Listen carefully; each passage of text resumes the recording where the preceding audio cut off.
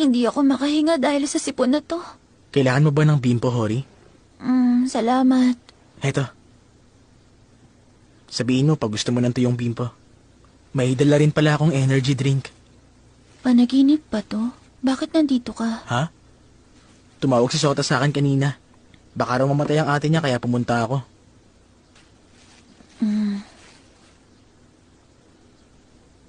Gaano ba kataas ang lagnat mo kanina?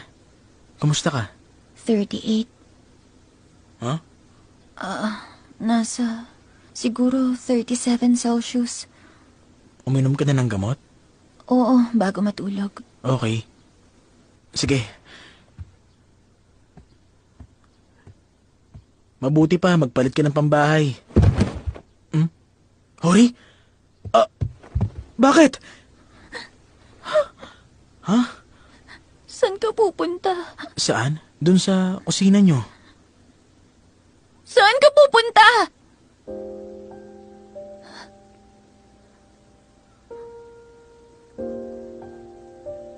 Hori, tingin ko dapat bumalik ka na sa kama.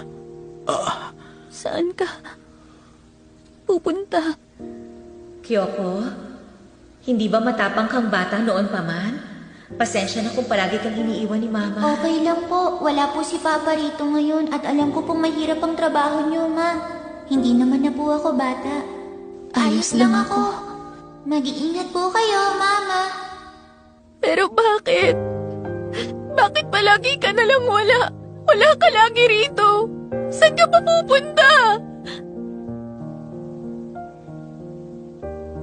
Hori, kapag tinatanong mo kung saan ako pupunta, ibig mo This video sabihin, powered by huwag akong T-Dub. umalis.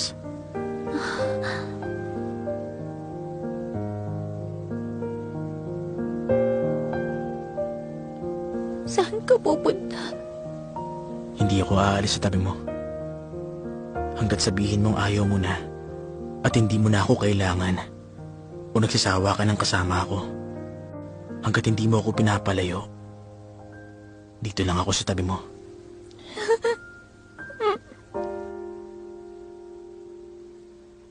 Pero, uminom ka ng tubig mamaya, okay?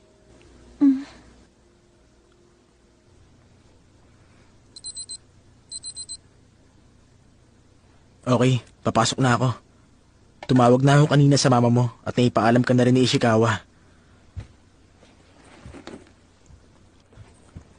Isa pa, may gusto ko sa'yo, Hori. Ang totoo, matagal na. Iniwan ko ang inumin at pagkain mo sa ref. Kung may kailangan ka, tawagan mo lang ako. Pupuntahan kita agad.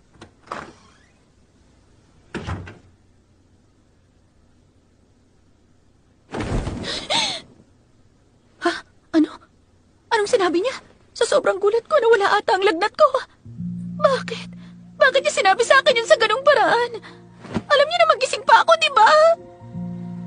Talaga bang sinabi niya yun? Pero ayokong This pilitin video siyang powered ulitin by yun. T-Dub. Paano kung magkunwari akong hindi ko narinig yun? Baka sakaling walang magbago sa aming dalawa.